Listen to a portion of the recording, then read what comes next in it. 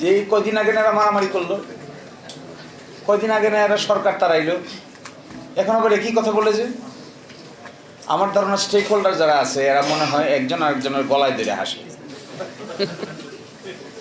Stake holders আছে না, যে বলবো আমি কেন হাসি, আমি হাসির পাত্র দেখেছি। তো আজকে যদি সংবিধানের মুখ থাকতো, এই সংবিধানটার যদি কোনো জবান থাকতো, আমার ধারণা সে বলতো যে আমারে নিয়ে আপনারা এত টানাটানি করেন না, আমি আপনাদের এই ঝামেলার ভিতরে নাই, আপনারা যা পারেন করেন। সালাউদ্দিন ভাইকেও বলতো, আসাদ ভাইকেও বলতো, সকলকেই বলতো দয়া করে আমাকে নিয়ে টানাটানি করে আমার ইজ্জত শরম আর নষ্ট করার দরকার নাই। আমি এটা স্পষ্ট করে দেখতে চাই। কখনো বলে সংবিধানের ভিতরে, কখনো বলে একচুল পরিমাণ নড়ব না, কখনো বলে এর ভিতরে আছে। আরে সংবিধান তো জানে তার ভিতরে কি আছে আর কি নাই, ও তো জানে। আমাদের এক প্রধান বিচারপতি ছিল, উনি একদিন কোর্টে বলতেছে যে বিচার কার করতেছি, তো আমরা বলতেছি মাই লর্ড বিচার করতেছেন তো আসামি। তো উনি বলে না, আসামির বিচার না, বিচার হচ্ছে আসলে আমাদের। তো কি আশ্চর্যজনক, এটা কেমন কথা? কয় তাহলে শোনেন কেন আমি এই কথা বলি।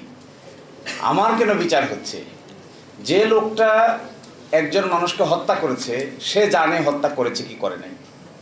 আমরা কাগজপত্র দেখে এখানে বিবেচনা করছি যে তিনি আসলে হত্যাকারী কিনা।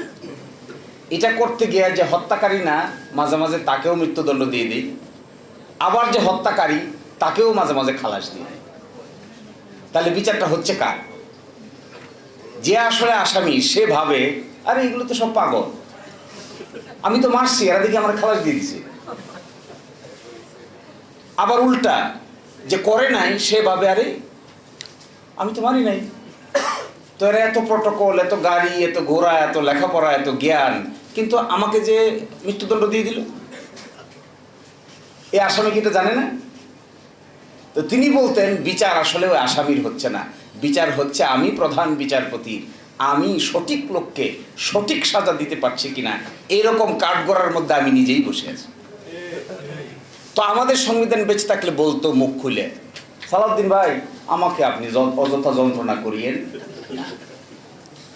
আমার এটাও খুব মনে হয়, একেবারে দাঁড়াই বলে ফেলতো কিন্তু স্পিকারের পিছু থেকে দাঁড়াইয়ে, যে মিস্টার আসাদুজ্জামান আবার দৃষ্টি আকর্ষণ করতে পারতো, ইফ ই হ্যাড ভয়েস দৃষ্টি আকর্ষণ করতে পারতো, মিস্টার স্পিকার দয়া করে আপনারা এই মহান জাতীয় সংসদে আমাকে নিয়ে আলোচনা না করলে আমার ইজ্জতটা কিছুটা হলেও বেঁচে যায়। তো ওনাদের আলোচনার ধরন থেকে মনে হচ্ছে এই বেইজ্জতি করার একটা বুদ্ধি বাইর করছে। একবার বলে সংবিধানের ভিতরে, কোথায় ভিতরে? যিনি অ্যাটর্নি জেনারেল হয়েছেন ভিতরে হয়েছে, সরকার হইল ভিতরে হইল, পার্লামেন্ট ভাঙলো ভিতরে ভাঙলো, সংস্কার হচ্ছে ভিতরে হচ্ছে, ঐকমত্য কমিশনের মেম্বার হইলেন আমার সালাউদ্দিন ভাই, সংবিধানের ভিতরে হয়েছে। সংবিধান পারমিট করে যে ওই কি একটা কোথায় জানি বসে আলোচনা হইতো, ফরেন সার্ভিস এই অডিটোরিয়ামে বসে সব রাজনৈতিক দলের লোকেরা বসে আলোচনা করতেছে কিভাবে সংবিধান ভাঙা যায়। আচ্ছা বলেন তো দেখি, রাজনৈতিক দলের লোকেরা একসাথে বসে কিভাবে সংবিধান ভাঙা যায় এই খবর সংবিধান পাইলে সে প্রতিবাদ করতো না? নিশ্চয়ই প্রতিবাদ করতো। এবং ওই প্রতিবাদ পিড়ি ওই সবার একজন গুরুত্বপূর্ণ সদস্য ছিলেন সালাউদ্দিন ভাই, তার ব্যাপারেও প্রতিবাদ করতে যে আমাকে ভাঙার পরিকল্পনা করতেছেন কোন সংবিধানের আলোকে। এখন এসে হঠাৎ করে বলছেন যে না না না এগুলো কিচ্ছু হবে না, যা করছি করছি, এগুলো সব ঠিক আছে, জাতির স্বাধীনতার ঘোষক এটাও ঠিক আছে, তারপরে এই যে বঙ্গবন্ধু শেখ মুজিবুর রহমানের ছবি টাঙাইতে হবে এটাও ঠিক আছে, এগুলো সবই সংবিধানে আছে, কিন্তু আমরা আপাতত এটাকে আর মানতে পারছি না। তাহলে কোনটা মানতে পারছি?